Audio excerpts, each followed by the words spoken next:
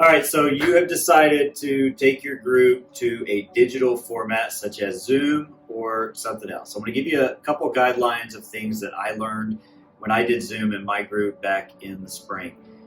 We use Zoom, and one thing that I found is it's really hard to get people to talk on a digital platform.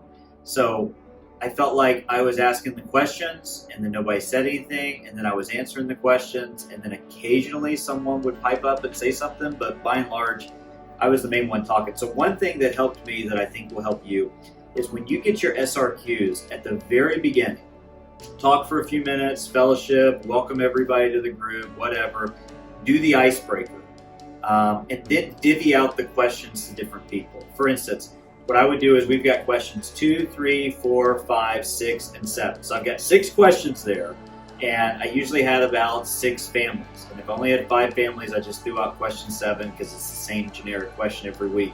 But I would say, okay, who wants question number 2?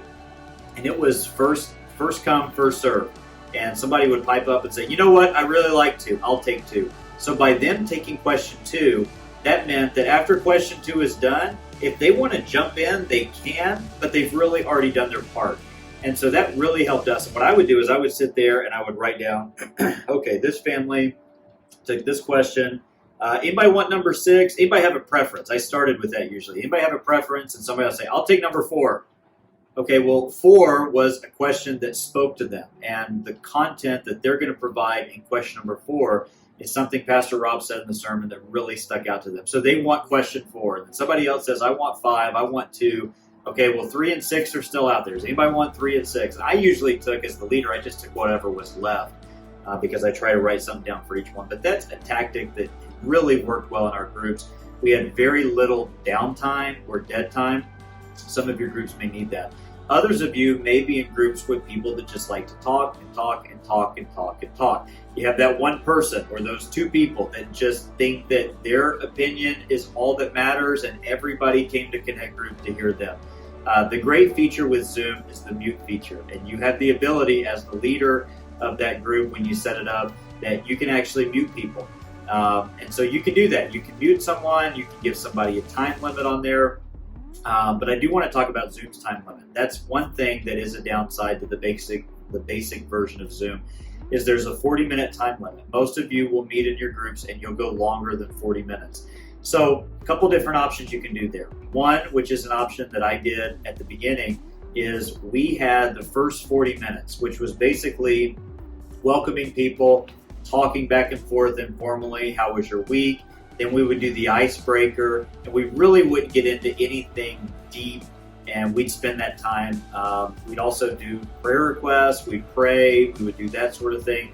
And then we would end the call and then do another call for another 40 minutes that allowed us to do the questions. You can split it up if you want to do that. Some of you have a big group, and there's some of you that are going to have a Zoom group, and people would prefer a Zoom group. So I may be sending more people your way if you've got a Zoom group for people who want to do Zoom. So you may not have the same group that you've had. You may have them plus a couple extra new people. And so that may be problematic. The bigger your group is, the more difficult it is for you to stay within that 40-minute time crunch, then break, then do another 40-minute session. So you can buy the entry-level package with Zoom. It's $14.99 a month. If that's hardship for you, we can talk about seeing what the Connect Group budget can provide for you to get that done. But really, that's what we ended up going to in our group because it was unlimited participants, unlimited time, up to 24 hours. I don't think your groups are meeting that long. But that was kind of a basic package that you can get for $14.99. I would encourage you to probably go that route. It looks more professional. It's just cleaner. It's easier for you to do.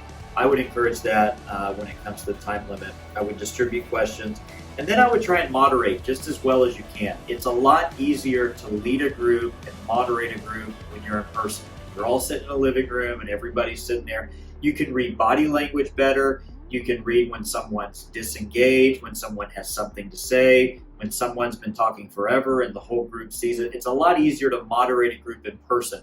But because you're doing Zoom, you're going to really have to be on your game to moderate that. You're going to have to really be kind of aware of who's dominating conversation, who's not talking, is this person engaged, what can I do?